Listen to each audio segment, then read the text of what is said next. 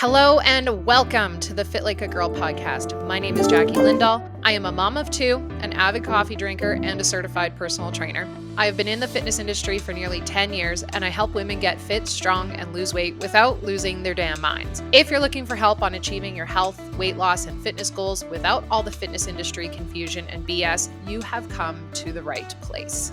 Welcome back to the Fit Like a Girl podcast. My name is Jackie. I am your host, and I am here with Rhonda Danyluk from Healthy Concepts Personal Training. How are you?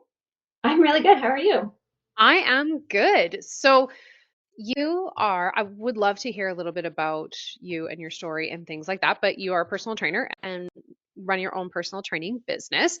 And so, I would just love for you to tell me a little bit about yourself, maybe your own fitness journey, where you started, how you transitioned into personal training, and go from there. Yeah. Okay. Well, so funny small world. Jackie and I both started our careers in the same path. I was a vet tech originally, which kind of brought me down this path of looking for a a program that I could take where I could essentially learn how to help dog moms get fit alongside their dog, outside of the traditional going for runs and hikes and those things that you typically would think of, but actually build a training program for the dog so they also could build muscle and, get fit alongside their dog mom. That is so cool. So, yes, we did both used to be vet techs in our former lives. So, tell me a little bit about your time as a vet tech. What got you interested specifically in kind of fitness slash human connection and training together?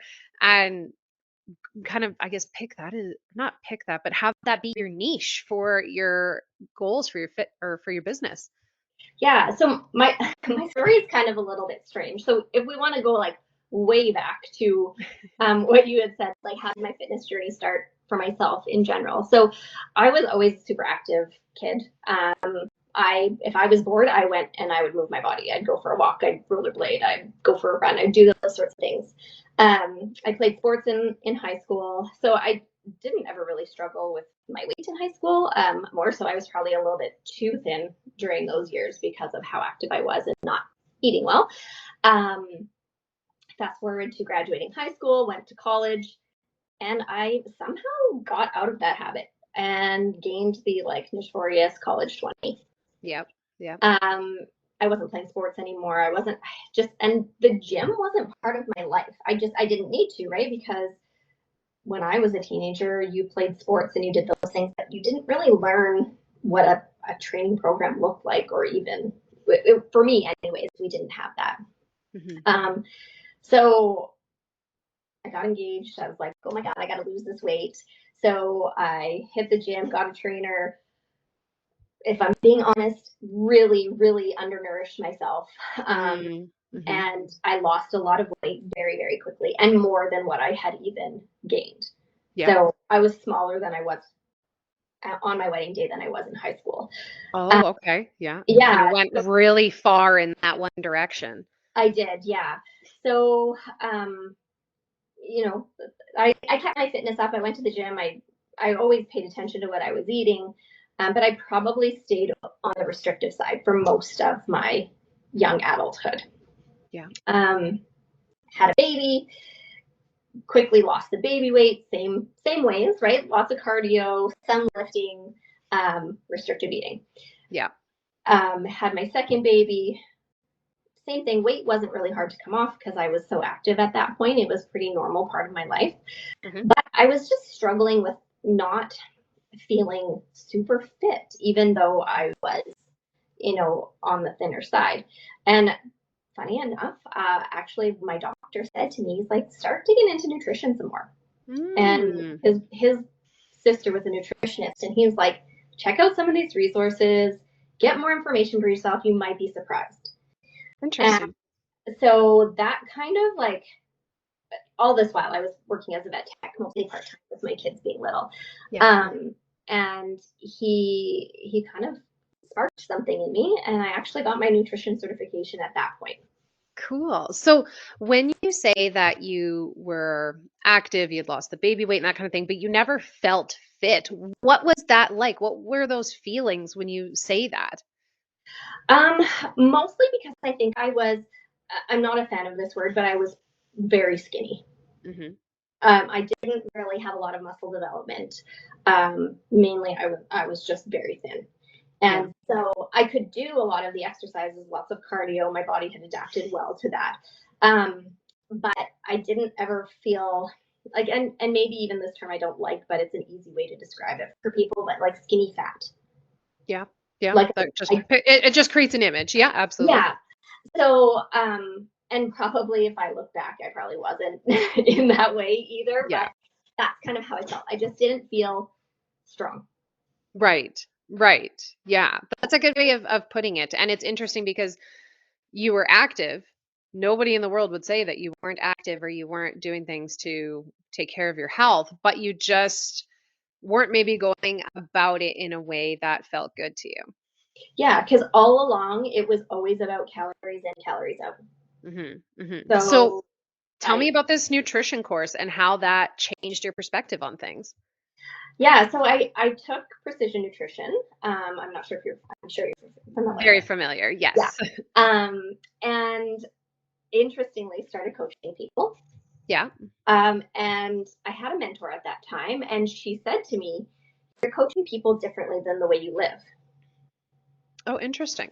Because I was weighing my food, I was doing all of those things, but I was teaching hand portions and Mm. a different, different levels. So that in precision nutrition, there's three levels of eating styles, and level Mhm. one is your very basic, and most people can stay at level one for their entire lives, Yeah. using hand portions to kind of gauge how much they're eating and what they're getting. And I was more at the level two towards level three of eating. Yeah. Um, and so she kind of encouraged me to live the lifestyle of the level one and see how it was. Hmm. Um, and and interestingly, I didn't gain weight when I changed the way I was eating and not having to measure everything. And it actually took a lot of stress off of my Yeah. plate by doing that. I feel like I went on a tangent. What was your initial question? No, no, that was great. Just in how the nutrition course opened your eyes and you described exactly that. And I think what's also really important to mention here is that you spent a lot of time tracking, which is so helpful in that it helps you learn how to eyeball food. So it was a good transition for you then to take a step back. You had a lot of, habits of already knowing how to eat for your body and stuff in place. And it was just allowing you to trust yourself that you can, in fact, stick with the positive habits while taking the stress of tracking away. That's so amazing. Yeah. And I actually I go back and forth. I do track here and there, just to kind of keep myself in check. And Yeah. with my current coach, he likes to see my journals and things like that. But for the most part, I do eyeball. I don't Yeah. necessarily pull out the scale unless something is like, I wonder what this actually is. Yeah, yeah. I'm very much the same where I tracked for so long that I can eyeball pretty good. And I'm very much like I'm okay with eating the similar same foods every day. Like I'm very much a routine person. So I'm fine eating my yogurt bowl for breakfast pretty much every day because I know what's in it. It's easy. I don't even have to think about it. But yeah, yeah, that's awesome. I love that. Yeah. So really it came from me wanting to learn more about nutrition. And the biggest thing for me, the biggest takeaway probably was that I was never focused on protein, which Yeah, makes such a huge difference on your muscle mass. it does. So, and feeling strong and feeling good and having energy to do all of these things. So, um, that was like the biggest eye opening thing is I knew a lot about how to lose weight, but Mhm. I didn't know a lot about how to, well, first of all, maintain it, but also actually build strength while, Mhm. you know, becoming fit. Yeah, absolutely. And I mean, I'm sure that you find this a lot with your clients too, but so many people, especially women, grossly undereat protein. And it's, I mean, the most important macronutrient to pay attention to in that it helps you stay full. It helps you build and maintain muscle mass. And it helps with like blood sugar regulation, like all of these things that it does that we are very much ignoring. Yeah, and also like the misunderstanding of what actually high protein foods are. Yes, not peanut butter. Yeah, like peanut butter on your toast is not going to hit those 20 grams of protein. And if it is, you're eating a lot of protein or at least a lot of peanut butter. There's a shit ton of peanut butter that you gotta Yeah. eat to hit Yeah. 20 grams of protein. Yeah. So like even tying that back in. So as a vet tech, I was actually very interested in nutrition through my vet tech years, and I was the go-to for overweight dogs or allergy dogs, things like that. I was the one who kind of handled that portion in the clinics I worked in. Yep. And what is what I was seeing is like just with our animals that are overweight, our people are in the same situation, and really often they go hand in hand. And so I'm a very empathetic person. I'm a very caring person. And so to be able to help people and their pets at the same time just seemed like a no brainer to me. Yeah, I love that. I love that. And tell me a little bit about, let's talk about your time as a vet tech. I think I've done a podcast on my own time as a vet tech and stuff, but I'd love to hear your experience in the industry and how that went. And yeah. Yeah. So I graduated way back in 2004. And I dove right into like full-time teching right away. I worked in a clinic that was fantastic for utilizing tech skills. So I pretty much hit the ground running. Really big hospital in Edmonton, and they taught me a lot of skills very quickly. Yeah. But it was super high stress Mhm. like environment, which is often vet clinics can be that way anyway. Like I do think there's a lot more coming out there with new um, better environments, I would say, just being more mindful of the stress and the Burnout. compassion fatigue that comes with the job. Yeah. But it was very much hustle at that point when I first came out of tech school. And so I worked there for a couple years. Then I moved to another clinic for a short time before actually moving to Whitecourt. So I want to say I moved to Whitecourt in 2000 at the end of 2006. So Mhm. I only worked full time in a clinic for 2 years actually. Right. Right. Um, And then you went to part-time after you had your kids. yeah, so I didn't work in a clinic for a short period of time when we first moved to Whitecourt, and then I went back part time once I had my kids, which was honestly really fantastic. It was still Yeah. very high stress, no matter what. It And is. then you also add the rural clinic environment into it where there is no emergency clinic to send your pet to or patients to if they're outside of the regular hours. Yep. So it was as much as you like to get out on time, there was often times you didn't get out on time, and it was very busy. Didn't get to eat lunch. If we were eating lunch, it was at our desk, or there's not a very nice term that a lot of the staff use about the counter where all of the snacks go. Yep. And that's Yep. like clients are wonderful. They always bring snacks, but they're They generally do. healthiest snacks. Yep. So yeah, it was high stress, but at that time I had a lot of balance because I was not there full time.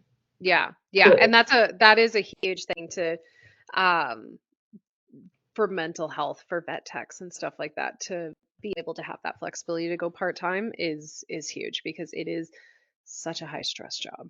And I yeah, mean, there is a reason why the average life career of a vet tech is only 5 years.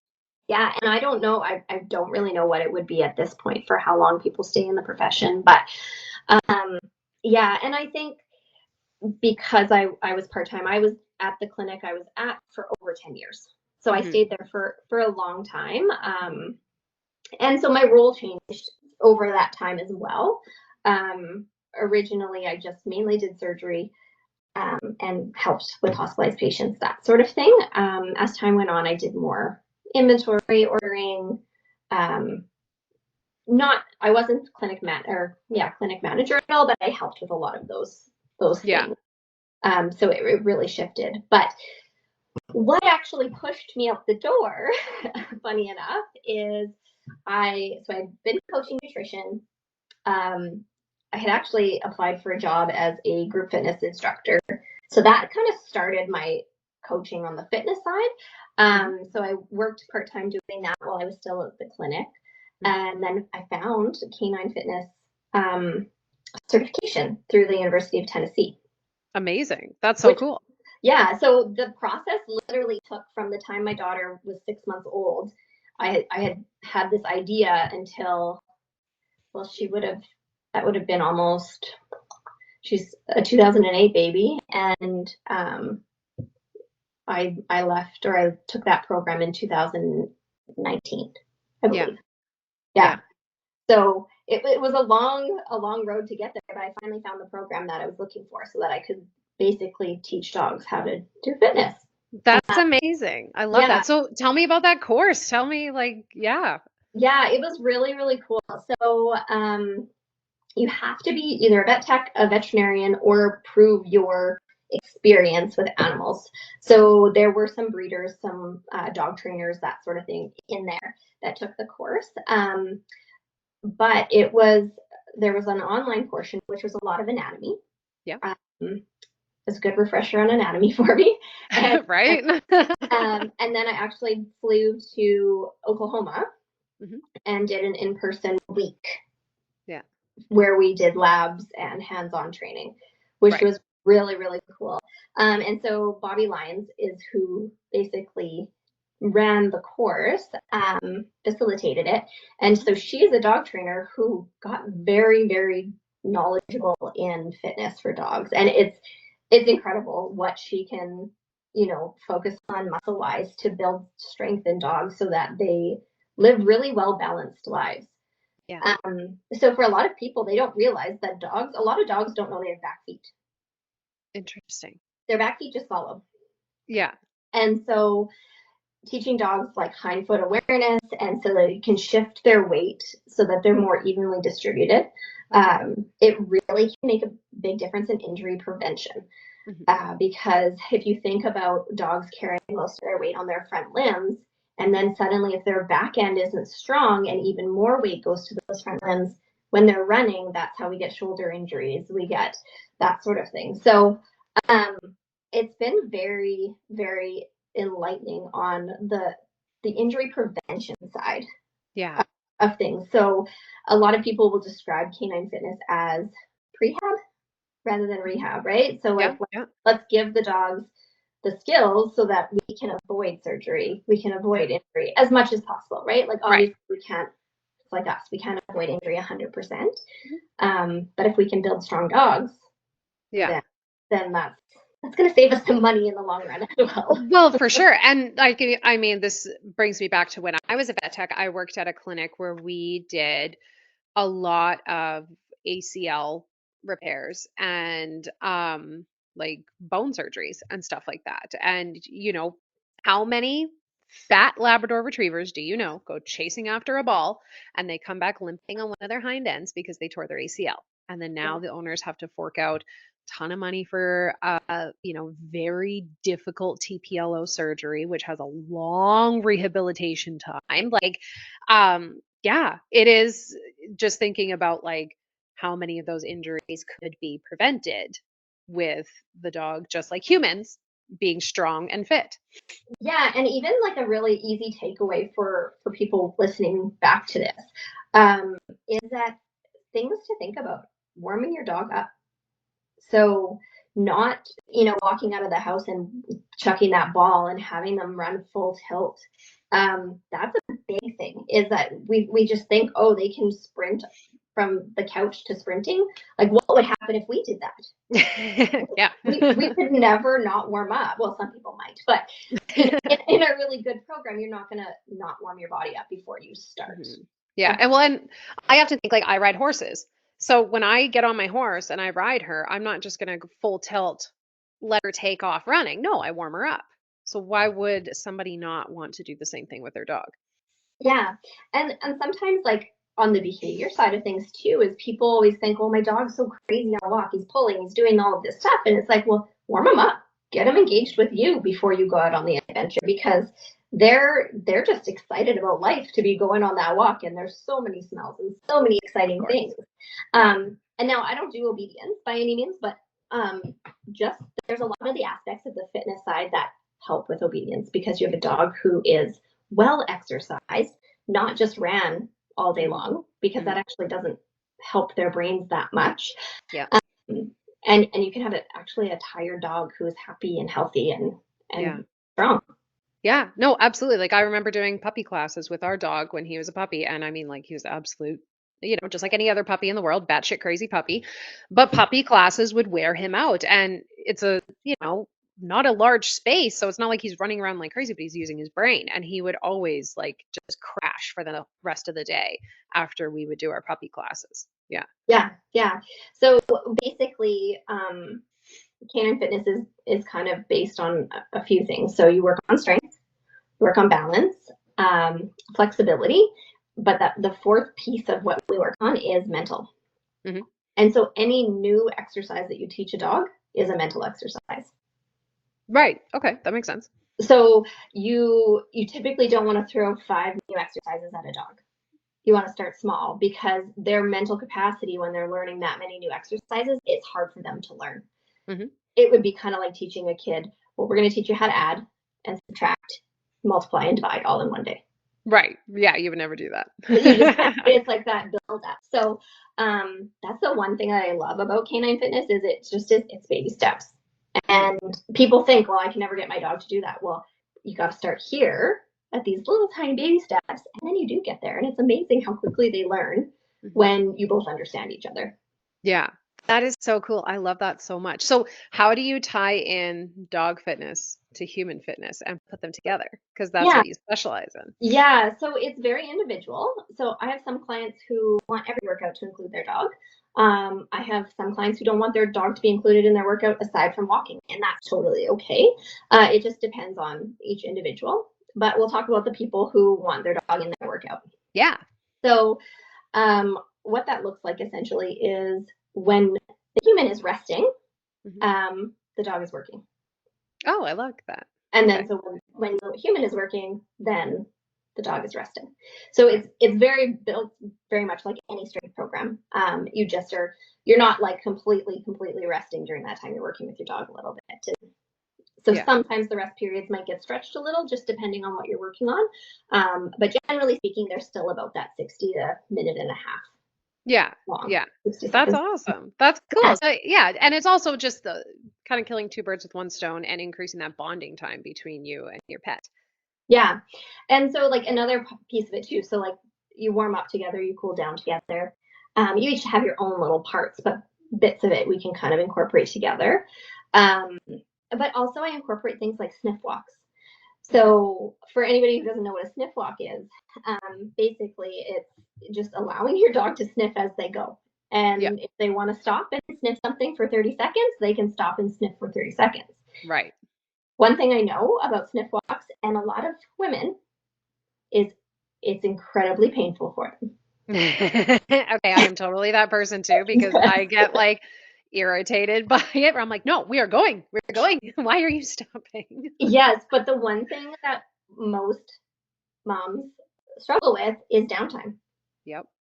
And so if I can schedule you a sniff walk in with your dog, you know that time is for that. When your dog sniffs, I have you breathe. Like just like look at the trees, look at the grass, if there's grass or snow, whatever is in your, and actually take a moment to be calm and present and decompress. So I love that. We can bring a lot of like elements of a very well balanced, healthy lifestyle while incorporating your dog who you're going to want to spend time with anyways. Yeah. Yeah. I love that. So, did you start doing this type of training in person and then transition to online? How did that come about? Yeah, good question. So, I finished my certification in COVID. Great times. So, my very first class was actually offered over Zoom. Mm-hmm. So I kind of had to get comfortable with Zoom really darn quickly. Yeah. And once we were allowed to be in each other's presence once again, I started offering in-person classes. So my program has evolved over the years. So originally I just had them be separate. So I coached nutrition here on its own, and then I did canine fitness on its own. Okay, so kind of two separate demographics initially. Yes. Yeah. So anybody like men, women, whoever had a dog could join the canine fitness class if that's what they wanted to do. So I started doing that. And then I kind of evolved that into a group fitness class. So if you had taken the foundational class, you could join my group fitness class. Again, that was in person or online. So I kind of did a hybrid model for a little while. And as time went on, I decided that I would start just offering it online and bring the two programs together. And it made it a lot easier on my end because then I could customize it to the individual. Right. And it was actually a lot more beneficial to the dog mom and her dog because it wasn't, here's this group fitness class that I'm trying to modify for everybody and every dog. What I realized is as I was having dogs come and go, new dogs coming in, sometimes it causes a disturbance. So you come for your workout and a new dog has come and it sets off the 5 other dogs that are there who are, Of course. they all get used to each other and then we have a change in the dynamic, which is fine.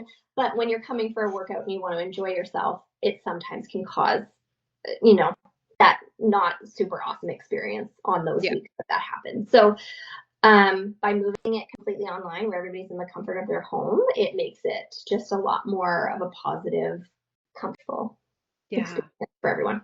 That's awesome. That's awesome. So then you kind of joined forces together with nutrition and just kind of encompassing it all into one course. So now, who do you currently generally work with? Is it focused mostly on dog moms, or is it just, anybody with a dog who wants to get fit and healthy? Where do you kind of niche down, we'll say?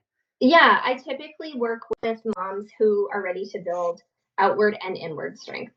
So, the ones, dog moms who are around that 40 and up, where they're, ready to kind of reclaim themselves and find themselves again, really, right? Because I get lost along the way when we have kids and you're moving into a little bit more of an independent time once again. And so remembering who you are and building that strength. I love that so much. And so for you, when did you, I guess, I want to kind of go back to when you were a vet tech and you were doing kind of your double life as a vet tech and fitness instructor. When did you decide to take the plunge out of the vet tech life? This is a really good question. So it would have been the end of 2018, Christmas time, right before Christmas. It's very, very vivid in my memory. I actually asked for a change in my position at the clinic I was at. I had asked them if I could take on a client care role. I really, really enjoyed if I had a patient that was there all day that needed care, that sort of thing. I should rewind a bit. I was starting to get really bad anxiety when I was doing anesthetic, and surprisingly, even when someone else was doing anesthetic. Yeah. Did you have like a negative experience that kind of started that, or was it just an accumulation of It was just an accumulation. Like we had some, like any anesthetic, there's risk, right? So of course, over the course of years that I was a vet tech, yes, there were some anesthetic things that had happened, but nothing that wouldn't be normal. So there wasn't an event, there wasn't anything. It was just my body was just telling me like this isn't for you anymore. So I would be sitting at the computer doing some like office duties, and I would see out of the corner of my eye the ventilator bag that was anesthetic. And if it looked big at all, I was off that chair and checking it like immediately. So let's talk about that really quick for those who don't know. So for those who are not anesthetic and or vet tech people, the anesthetic bag is what's connected to the oxygen and the inhalation anesthetic that keeps an animal under. Now, with that bag, there's a little valve. It's called a pop-off valve. If that pop-off valve is closed, what it does is it pressurizes the system, and that bag will get bigger and bigger and bigger and bigger. And this pressure is not only building up inside this bag, but it's building up inside the animal, and it can kill an animal. So it is something that vet techs are just ingrained. If you're checking that pop-off valve every 10 seconds because it is that important. So yes, I when you say that, I understand the anxiety because if you see that bag start to build up, it's like, oh shit, is that pop-off valve closed? Because if it's closed, this is a very, very big problem. Yeah. Yeah. Yeah. So I was just like, this isn't feeling right for me, but I was still fully enjoying any sort of client care situation. So if a dog needed a special diet or was diabetic or had Cushing's disease, any sort of chronic disease that needed long-term care that I could support, I loved that. I like to build those relationships with the people and with their animal. And so I requested that sort of position. And unfortunately, it was declined. That's too bad. Yeah. And so I think basically they didn't potentially see it as a way for the clinic to make more revenue. Right, which is unfortunate because it is such an important position to have as a Yeah. clinic. Yeah. And I think with client retention, that would have been a huge revenue maker. Yeah. Right. You're just building that rapport, and people will talk about their experience at that clinic because they had such great care, and that's going to only, make things better. But people have different visions, and it wasn't the right vision, and it was probably no for a reason. It was no, so that I actually took a step away from being a vet. So I remember Christmas holidays, I wrote my resignation letter, and when I got back to work on the first day back in January when I went, I slid it on the desk and I walked out the door. And that was kind of the dang. Yeah. That is, I remember handing in that same resignation letter at my clinic, and it is like, it's now or never. And it's like, it's do or die. Now I have to do this. Yeah. Yeah. Yeah. And it was very freeing. So in saying that, there are parts of me, like, I will always be a vet tech. Yeah. Same. There, like, it's still ingrained in me. I want to know when someone's animal is ill. Like, I want to know what's going on. I want to know what's happening. Can I help you in any way? Like, yes. Or anything, not necessarily. Tell me the cool stories. I want to know the cool stories. Like my friends who are still vet techs, I'm like, tell me the cool story. Yeah, send me the X-rays, send me the ultrasound. Send me the X-rays. Tell me about the dog's diarrhea. Tell me about, the disasters of a day that you have. I want to hear the gossip still. I just don't want to be there. Yeah. And I will say, like, probably of the things I miss most is like hospitalizing, like nursing that way. Yeah. Yeah. And putting in an IV and pulling blood. Yeah. Like those are the things. I'm like, so for me, in a very, very twisted way, it's the oh shit, all hands on deck emergencies.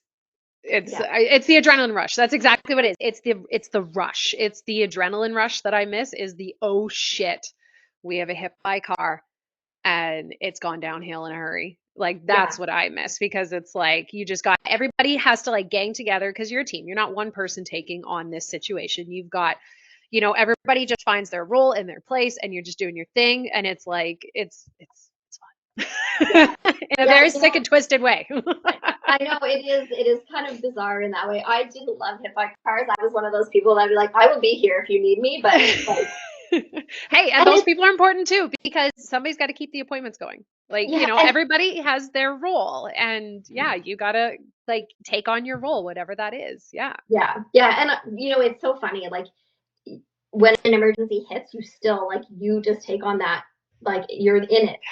It doesn't matter. But if there was enough hands on deck and I didn't have to do the emergency, I was like, I'm good. Yeah, no, that's definitely fair. Yeah, that's the one thing that I miss. That and like the cool shit, like the cool cases and stuff like that we used to do, especially at the one clinic that I worked at, where we did a lot of like emergencies and surgeries and things like that. It was just, you just got to see some cool shit. And if you're that type of person that's interested in it, like, and like that was so those are the things I miss. But thankfully, where I take my one dog has a lot of anxiety, and so I take her where I used to work, and that is really wonderful. And she doesn't believe in overstressing a dog if she doesn't have to. So I get to do, basically help her with the exam, so I can kind of give her the info, and so I still get to do that. I'm sorry, that noise is going off nonstop. That's okay. Yeah. No, and it is kind of nice, like, just kind of putting your brain back into it. Like, my cat got into something earlier in like later in the fall this past year. I don't know what he got into. Who even knows? He was very, very sick. And like my best friend, thankfully, she's still a tech and she got me in at their clinic. And of course, it was like, I think it was like a Friday afternoon or something crazy like that. And so she was just like, okay, you're going to restrain. I'm like, oh, I guess so. So yeah, we had to pull blood. We had to do all the things. And I'm like, oh, this is kind of fun. It is a lot of fun. Well, even there was one day I was in there. Oh, so when my female got spayed, um, I asked, the behaviorist I was working with had suggested I be there with her, like until she goes under, and when she wakes up, that I'm there with her because it just helps with Yeah. keeping her anxiety lower. And so again, I'm super grateful that they're very accommodating to me and allow me to do these things. And so she was, they were doing another surgery. She wasn't on yet, and I was just hanging out in the back basically. And one of the vets like, "Hey, can you look at this slide?" She's like, "What do you think of this?" I'm like, "Yes, I can look at this slide." So I'll do it for free. Yeah, it's cool to to still have like those moments where I can still experience it a little I bit. don't even think I would recognize anything on a slide. I can recognize a red blood cell and I can recognize a neutrophil. That's about it. I can't even remember what I was looking at. I could find ear mites. I can find ear mites. That's one thing Yes. I can find. Yeah. I could probably identify crystals as well. Yes, that's true. That's true. And like a really, really, really blocked cat. Yes. Yeah. Yeah. Yeah. But yeah, no, like it's life always takes you on the path that you're meant to be on, and I think everything that happened along the way was meant to be that way. Totally. So how was that feeling of like, okay, I quit being a vet tech. I'm heading into a different direction in life. How did that go? How did that path get you to where you are now? Well, it was scary, like really scary, because I basically, not that I made tons of money as a vet tech, but it was consistent income, right? Yeah. So that was probably the biggest, scariest piece, is that that income was pretty much gone. Um, Yeah. and but everything kind of evolved. I had a business coach when I first started. She kind of helped me with some things. I was in that program for about 6 months. Hmm. Then I kind of did it on my own for a while again, and then I signed up with another business coaching program, which that has kind of been the biggest change to my business overall, was over that year of just getting things more fine-tuned and the business side of things, because coaching always came relatively easily to me. But running a business is not so easy all the time. Dude. I was a vet tech, not a business person. Yeah, I hear that. Yeah. So like that piece of it was kind of like the biggest change. But also through that experience, I also became a better coach too. Just being exposed to so many coaches and hearing different perspectives and how they kind of manage difficult, I don't want to say, I would say difficult situations, right? Like people that you got to kind of, there's sometimes like a puzzle and you have to figure out what is the right fit for them. And so yeah, that has been a really big, amazing part of my journey as well. And met a lot of really great coaches like you. Funny enough, we were in the and turns out we only live like an hour away from each other. So bizarre. I just remember seeing, so Jackie commented on a post in that business coaching group and said something about Alberta, and I was like, hey, wait a minute, that name looks familiar. So that's awesome. And I mean, it really goes to show like the true value of learning from other coaches and other people in the industry. A lot of people think that it's like, oh, this big competition thing and, we're all competing for clients and that kind of thing. But in all honesty, like if you can take the time to learn from other coaches and how they do things, maybe they have a different specialty than you do and that kind of thing, like it's invaluable what you can learn from others. Yeah. I'm just gonna pull something up here. I'm gonna share. So another coach engaged in my post today, and I just thought it was so nice what he said. And I just thanked him for engaging in my post and whatever. And he said, "A rising tide lifts all boats. We've got to make this industry better." I love that so much. Yeah. So like, and I met him through the coaching program too. So Yeah. yeah, and I like that we can all collaborate. We can get Mhm. better together Yes, yes, because and yeah, and yeah, learn from each other. Like I've reached out to a few coaches in the group because they just have different specialties. Like there's one coach in the group that deals with people with injuries and pain and things like that. And, another coach in the group that deals with women who struggle with endometriosis and PCOS. Like they are invaluable people for me to learn from, as well as other experts in the field. Like doctors, endocrinologists, physical therapists, all those types of people are also really, really valuable to just add to our knowledge and expand our knowledge base. Yeah. yeah, no, it's been a very it's been a privilege to meet all of the people that I've met over the past year and a half, and I really have grown substantially as a person too. Not just Yeah. the business side, but just growing as individuals and Yeah. Yeah. Yeah. And as a coach too, and being able to help your clients more and better, bring them better value to what you're doing, that also passes off to your clients. Huge. yeah. Well, and if you think about like anybody on any journey, you're facing challenges. Getting outside of your comfort zone isn't different in any of those places, really. It's just different levels of it, right? So, somebody just starting a fitness program versus someone who's always been fit but now is working on their nutrition, they're still both out of their comfort zone. So, Yeah. you experience a lot of the same feelings, a lot of the same, those self doubt things that pop up in your Yeah. head. And Having to battle and change habits, good and like, especially bad habits, or not necessarily bad habits, but change your mindset towards things that maybe have been stuck in a certain way for many years. Like that is hard shit. it is. And the stories we tell ourselves, right? Yes. Like just things that come out of your mouth like, "Oh, I always do this." Well, do you really always do that? Mm-hmm. Or can you Hmm. do something different? But Yeah. but what we Yeah. tell ourselves is kind of what our brain thinks is real. So, Well, exactly. And I mean, like, how many women do you know, clients, they always just ate very little, stuck to the same diet. I always did Weight Watchers. I always would just go back to keto because it worked or whatever it is, but not really understanding that there's a whole different approach that you can take to it that is more sustainable and better for you. yeah. Yeah. Well, I just had a new client intake today, and her calorie amount, she was just like completely blown away by how much food she was going to get to eat. Hmm. Yeah. And she struggles with like celiac, and they're exploring rheumatoid arthritis right now. And it's something people don't always think about, is that if you're always restricting your calories and you have an autoimmune disease, you're not doing your body any favors. No.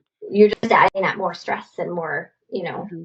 Yeah. so, so yeah, it's really fun to have people eat more food. It's It probably one of my is. favorite things. Yes. One of my favorite things too is when, especially somebody who is chronically dieted on the old 1,200 calories for however long, or they feel like they've been dieting for forever, because Yeah. there's a bit of a difference. And then you kind of get them to switch their mindset away from, you don't even necessarily need to follow a specific diet in the term of like we're thinking keto diet or paleo or whatever the fuck is out there, but just changing their mindset towards food is huge for people. Yeah. Yeah. And you can eat that forbidden food. Forbidden. The forbidden food that you think is forbidden, I should say. Yes, yes, yeah. The foods that everybody cuts out. They think that they have to cut out, and God forbid they have a piece of pizza or a fucking cupcake and it ruins their life. You know, learning how to balance those types of things, and that like again, like going back to changing your mindset towards food. Yeah. Yeah. There are no good foods or bad foods. Yes, That's completely agree. that's just the way it is. It's their food. They don't hold emotions. Yes, no moral value unless you're, beating your grandma with a bag of mini eggs. Yeah. But even then, Yeah. it's really you. It's not the food. Hmm. Yeah, exactly. Yeah. So how did you find, I guess there's no such thing as a balance, but how do you find yourself balancing mom life, fitness life, and those kinds of things, because I know you and I are kind of in two different eras of momness in our life, where you're kind of in the teen era with, the older kids, and I'm still stuck in the toddler, young kid era. So Yeah. how have you found, I guess, not necessarily balance, but I guess priorities in terms of your health and fitness shifting, changing, all that, because it is always ever changing. How have you found that over the years, coming from a mom in the thick of it with two under five? Yeah. So you're probably going to want to reach through this screen and punch me when I say this. But I was not running a business when my kids were little. Valid point. So every stage is hard with kids. I'm just going to say that. Agreed. So when I say it was relatively easy for me to maintain my fitness and that sort of thing when my kids were little, I would say was to some extent, because I just went to the gym, daycare, and I said like, it was, because it was a habit in my life already. It was easy to kind of just keep that going and build that in. Mm-hmm. But I understand that's like me being an asshole by saying it was easy, because it probably wasn't actually that easy. But when I look back at it, your perspective on it changes. No, it's true. It's true. Yeah. So yeah, but again, I was working part-time. I didn't have a business to kind of build and maintain. So it really is all perspective. If you're a working full-time mom with toddlers, there's nothing easy about that. If you are a full-time stay-at-home mom with toddlers, there's nothing easy about that. Like there's no matter what your situation is, it's challenging. Yeah. It's just remembering that there are hours in the day that you can prioritize yourself.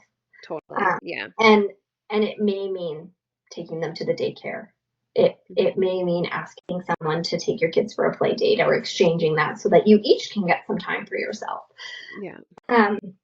But you know what, when my kids were little, from a small town, I had a really good community. I had a lot of people who loved to be active and fit. There was a stroller fit class. I did things that fit my lifestyle at that point in time. And got you out of the house. It got me out of the house, yes. Yeah. Now we're at the point where it is like, I find I'm at the hardest point in my health, maintaining my health, than I have ever been in my life, to be completely honest. Okay. I gained weight over the last couple of years that I never really had a hard time kind of maintaining. Yeah. But what changed is I'm now an online coach who actually sits in front of a computer most of the day. To your activity level. Yeah. So my daily activity level just dropped substantially.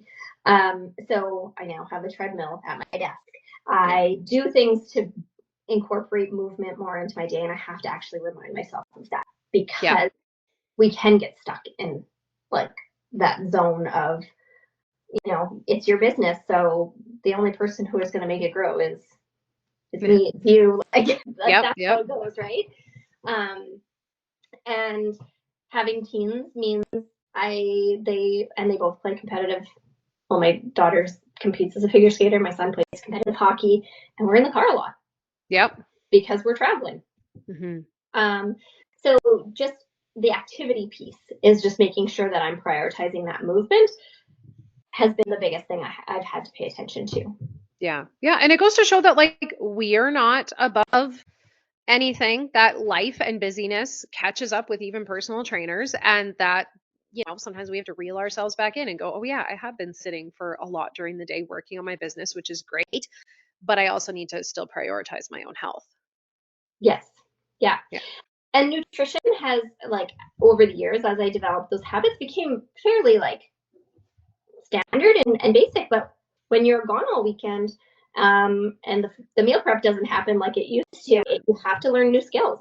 I had to learn new ways, and I have to do meal prep on Mondays now versus Sundays, and just moving things around, or Thursday nights need to prep for the weekend coming up. So it's just shifting the way things were before. Yeah. Absolutely. And knowing that as transitions in different phases of our lives, there's going to be some discomfort and changes, and we have to kind of figure out what works for us now that we're in that next phase. Mm-hmm. But sometimes there's bumps, and it takes a little while to figure that out. Yeah, exactly. I Yeah. get that. 100%. But I also hired a coach for myself last year because I had done it on my own forever and ever. Yeah. Um, I had had a personal trainer once, like early on. I think when I was talking about like when I wanted to drop the weight for the wedding. But I had never had like a coach Mm-hmm. that like my whole life before. And yeah, so still have my coach. I signed up with his coaching in February of last year, I believe. Yeah. And yeah, I'll be with him till August for sure, and then chances are after that too. But yeah, When they're worth it, they're worth it. they are, and like a lot of people think, well, I can just do it on my own because I've done it before. Mm-hmm. But I will tell you, if you have a lot of mental load, and then you have to build your own training plan, your nutrition plan, all of that, it can get put on the back burner because you have to do that for other people. So, yeah, and no, it's 100% true. And like we talked about before, coaches need coaches, and there's something really, really valuable about learning from other people and getting firsthand experience with it. yeah, Yeah. yeah. So how about for you? Like what do you find is your biggest struggle with like running a business, having toddlers? It's the toddler part. It's just honestly, it's a lot of having to roll with the punches. It really is. It's like, okay, a couple weeks ago, I had this grand plans for a really busy week. I was going to do all this work on content, work on my business. I was going to do a podcast, all this kind of stuff. But then my kid got sick, and I had to keep them both home because my youngest got hand, foot, and mouth. Well, what the fuck? So now I have to keep them both home all week. Totally derailed the plans for the week. So okay, I'm now having to work during nap time. Miss Rachel's babysitting, having to work after they've gone to bed, like, and just having to just also, mm, I don't know if put up with is the best word, but just, I guess, lower my expectations of myself for that time. Yes, And exactly. yeah, and just adjust. And I mean, it's hard, especially when it's like, I know, when you have calls with clients, and I like to do them over, like face to face, Google Meet, Zoom, that kind of thing, because I like to see people's faces. And I got a sick kid. So, okay, can I don't really like to reschedule it because, we all got busy lives. And if you made time for something, you made time for something. But also, it's like, okay, don't mind Miss Rachel in the background. Don't minding the kids screaming E-I-E-I-O during our call while we talk. Like, I don't know. This is life. I don't know what to tell you. Most of my clients are moms, though. So they're like, I get it. Because their kids are also usually in the background screaming for a cheese string and Old McDonald and stuff. Totally. So thankful that same thing. I have teens now, but they still make interruptions too. Opening my office door sometimes. Yeah. Normally they know like the door is closed. That means I'm in a meeting. You can't open it. But my phone was going off because my kids I'm on do not disturb, but my kids can text through. Yeah. Same with my husband. Yeah. And so my daughter was like sending me a million texts. Can you stop texting? Are you in a meeting? Text. What are you doing? Why aren't you answering? Mom, I need my chapstick. Well, she just got her license last week. And Oh, so okay. So we're a little on high alert right now. so my daughter does kind of a modified school program. So it's essentially an outreach school, but she is a very high achiever and was getting a little bit bored with regular school and decided she wanted to fast track high school. So that's what she's doing. Wow, So good for her. Yeah, she does go into school, like a school, once or twice a week, just to kind of check in with teachers. But yeah, so she was letting me know she's going to study. So That's fair. that's another part of like being a mom to a teen and having them drive out the driveway. That is a different feeling. Oh, I don't look forward. Like, there's a part of me that's like, I remember that feeling at 16 and like how amazing it was to get my license. Like, I could not wait to get my license because I grew up on a farm, and if I wanted to get anywhere away from my family, I needed to have a driver's license. Like, I wanted my own driver's license. So it was like 4 days after my 16th birthday. I got it so fast. And I remember it being the best thing ever. But as a parent now, thinking about my kid driving, I'm like, okay, she's like, my oldest is 4, so we're a long ways away. But still, I'm like, oh my God, that's scary. Like, my parents let me drive a motor vehicle when I was 16. Do you know how dumb I was at 16? I was so dumb. Well, And I wasn't even the dumbest of all my friends. yeah, she went and picked up her friend on the weekend, and when like I've known this girl for her whole life basically. And so when she got to her house, she's like, she's a really good driver. She did so good. I was like, oh sure, you're just pumping her up so that Yeah. her mom feels safe with her driving. But Yeah. she's a very responsible kid. I will give her that. That's good. Yeah. That's awesome. I love that. Yeah. Yeah. But like with you saying like, you know, your daughter's only 4. I'm not kidding you. I know everybody says it. It happens fast. Yeah. But it really does. Even the first like 4, well, I guess she'll be 5 in this summer. So I guess like almost the first 5 years has gone by super fast. Yeah. Yeah. Like it's bizarre. So both my kids are driving now because my son just got his learners as well. All within like a month of each other. You're like my insurance. Yeah. And so it's very bizarre. Do you have a girl and I have 2 girls. Two you have girls. 2 girls. Okay. Yeah. Yeah. Boys are a little different in the, you know, like girls I think stay more connected to their moms. Boys start to kind of push their moms away a little bit once they hit that 14-year-old. I think girls can too. But just my experience, my son is more one that's pushing. Yeah. Away. So yeah, that's fair. That's definitely fair. Yeah. Well, and probably in a situation where you have more than like 2 girls, maybe one of them will be that more push away then. It's definitely possible. I mean, their personalities are quite different in a lot of ways. So, I mean, we'll only see because my youngest is only 2, so she has a lot more personality to develop. But the personality that I've seen so far is very different than her sister. Is your youngest a wild child? Yes, she is. Wreck-It Ralph, Tasmanian Devil, all just like mixed in together. Yeah, she's hilarious. Like it must be like definitely people warn me about the second child, and it seems as though it's definitely true.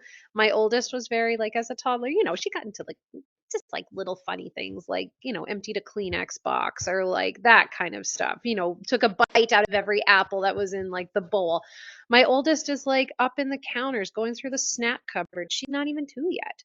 And she's like on the like on top of the table, on top of the furniture. I can't keep her off my fucking kitchen table. Like, like you tell her no for a snack, she'll be like, you know, she'll say banana, apple. I'll be like, no, she doesn't give a fuck. She'll get a chair and go get it herself. Like that's fun. Yeah, that's she's a honey badger. Yeah, like, and what was I gonna say? Just when my son was not 2, he was in a crib. We were doing some work outside of his bedroom. Like we have a laundry kind of area right outside his bedroom, and because they had all this mess out, we had put both my daughter and him in the crib just to hang out while we were doing that. Yeah. And she crawled over. Yeah. And showed him that he could crawl over, and that was it. He wouldn't stay in his crib anymore. Oh, that's so annoying. My daughter's gotten into the point where she's she's not quite climbing out of the crib yet, but she's taking off her clothes, which is fun. Yeah. Oh, I remember all of these things. Yes. Whereas like my oldest was just like my sweet, mind you though, I don't know, she was just like my sweet little buddy. And because she was only 6 months old when like COVID first happened and stuff. So we were very much just like at home with her all the time. And yeah, she was just like my little buddy and came with me everywhere we went. And it was just the best. And so maybe that's also like why my second is a little bit more Tasmanian Devil, in that I'm splitting my attention between the 2 of them and trying to run a business at the same time. So maybe this has something to do with it. But yeah. She's a lot of fun and a lot of like, you're going to give me a stroke one day. Yeah, my second is the daredevil as well. Like he mountain bikes, he does lots of crazy things, and just I will say he's, for the most part, I think relatively thinks about things a little bit, but for a long time it was like his thing was just send it. Just fuck it. Let's go. Like, oh dude. And then he shows up like bloodied face and Like, Sounds about right. you Yeah. didn't want to send it on that one this time. Yeah. Yeah. Like, maybe we should rethink that choice next time. Yeah. Yeah. This has been great. I really Yeah. enjoyed this. It Me kind of too. brought me back like to, talking to like other vet techs and stuff like that always kind of like brings me back to the good old days and stuff like that. But Oh, yeah. tell everybody where they can find you, what you have going on for your own coaching and programs and things like that right now. Yeah. Yeah, so you can find me on Facebook under just my name, Rhonda Danyluk, or on Instagram at Healthy Concepts with an underscore after it because I had to find some interesting way to do it. Those are the main places that you can find me. But yeah, business-wise, I have my program, the Canine Evolution Experience. So that's pretty much, I'm accepting applications right now, which won't be necessarily when this goes live. But at any point in time, people are totally cool to reach out to me if you have questions about what it means to do a workout with your dog. I'd love to explain that to people because it's always a big question. Like, what the heck is that? Yeah. I love it. Awesome. Well, Yeah. thank you so much, Rhonda. I really appreciate it.